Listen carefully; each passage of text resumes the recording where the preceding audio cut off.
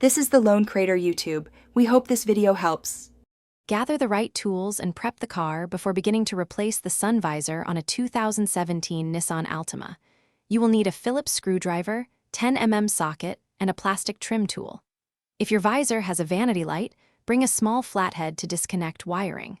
Work on a cool car with battery off for safety. Park on level ground, engage the parking brake, and remove any overhead debris. Having a soft towel protects the headliner while you work.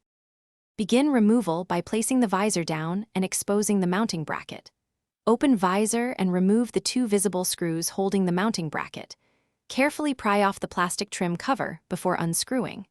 If present, gently disconnect the electrical connector by pressing its tab and separating the plug. Avoid tugging on wires. Support the visor with one hand as you remove the last fastener so it does not fall and damage the headliner or mirror. Set the old hardware. Position the replacement sun visor in the same orientation as the original and align the mounting holes.